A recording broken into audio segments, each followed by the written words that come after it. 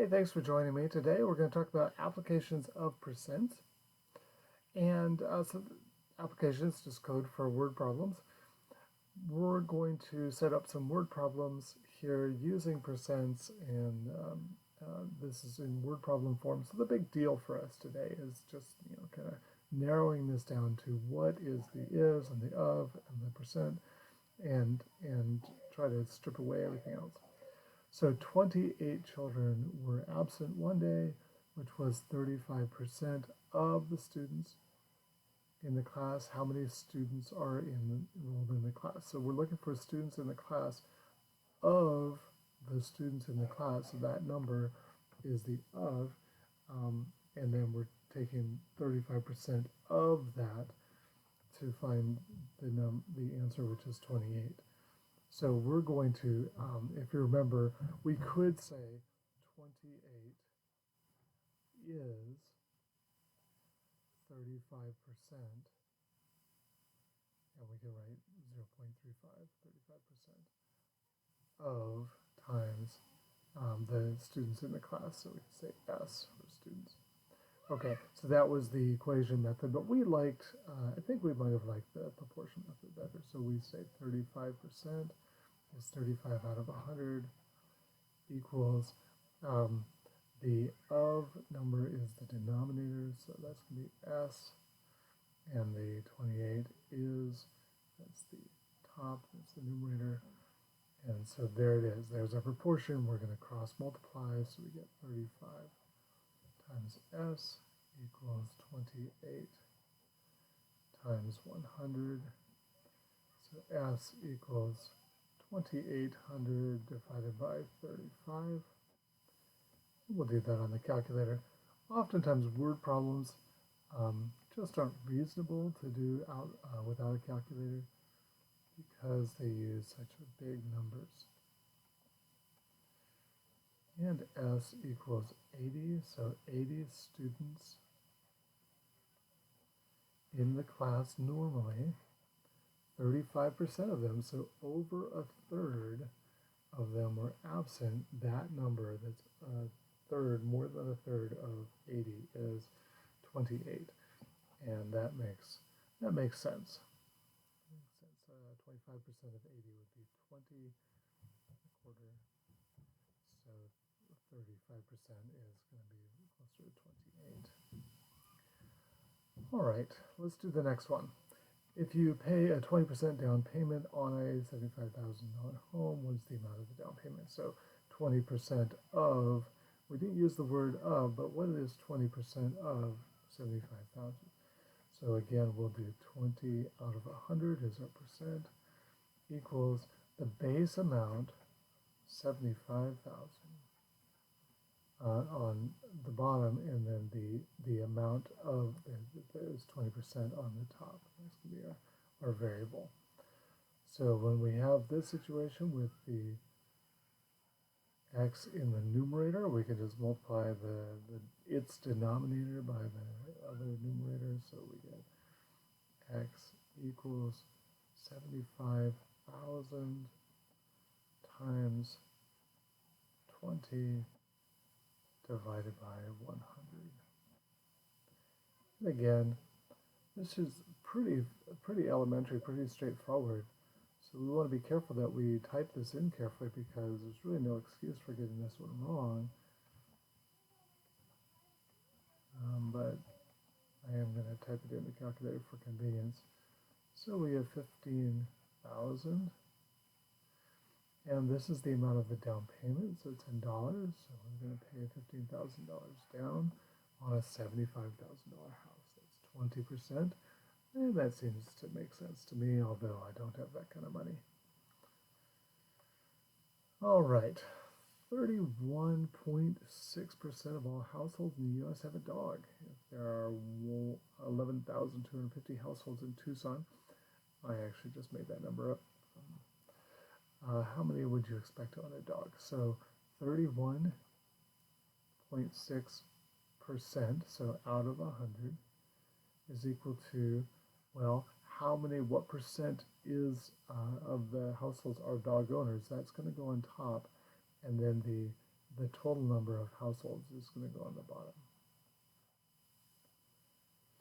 Again, we cross multiply.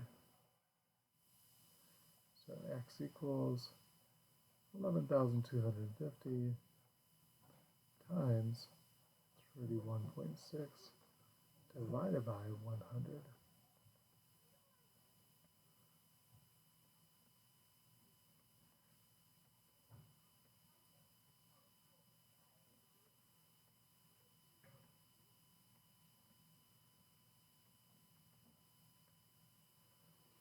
And we have 3,555.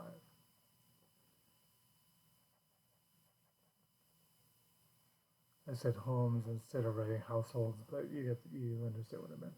Okay, now does this make sense?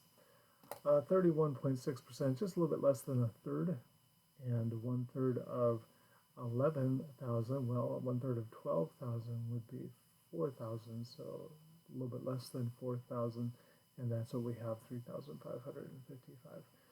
So this makes sense. Okay, the profits of my company decreased by 11% from the 175,000 we made last year. How much did we make this year? Now, I want to do this one hard problem.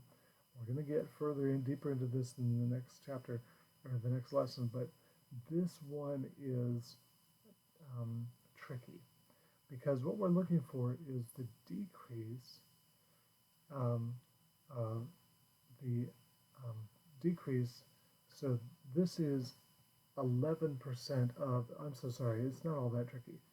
We're looking for 11% of 175,000. Okay, so that, well, yeah, it is tricky because that's going to be the decrease. We're going to we're going to solve this problem and find the decrease, but that's not what the question is asking. The question isn't asking how much less do we make, but how much do we actually make. So we're going to have this thing called the decrease. I'll use D for that. D is the decrease. And then the amount we're looking for, the amount we're looking for is 175,000 minus the decrease. Because this year we made whatever that decrease is less than what we made this last year. Okay. Isn't it nice that I have this company that's making so much money for me? It's really, really nice. Funds my teaching. Okay, so we're still going to set this up like in the normal way, but we're trying to find the decrease, but then we just have to remember that we're not done when we found the decrease, because what we're really looking for is what was the effect of that decrease. Okay, so the 11% is 11 out of 100, and that's equal to, well, what was the decrease from 175,000? So 175 was the thousand was the base amount, and then some percentage of that was the decrease. So cross multiply again. D equals 11 times 175,000 divided by 100. Okay, pull up the calculator. 11 times 175. Whoops. It's the 7. And that's a really good little tip there. You always want to be careful when you're doing things on the calculator, because it's so easy to miss a button or hit a button twice. Okay, 19,250.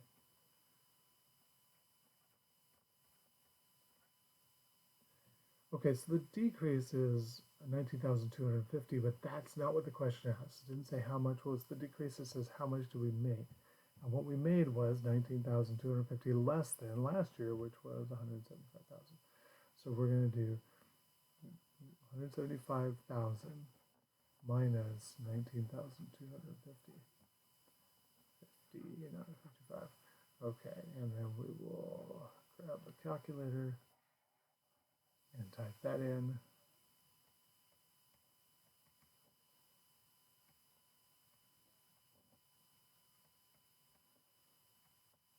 So notice, I think that's what I got. Notice that my final answer, I'm not able to check for logicalness as much. I suppose I can.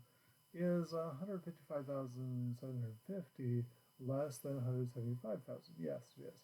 We made less this year than last year. How much less? 11% less. Is 11% of 175,000 about 19,000? It sounds good to me. It's a little bit more than 10%, so that makes good sense. All right, well, thank you very much for watching, and have fun puzzling these tricky problems out.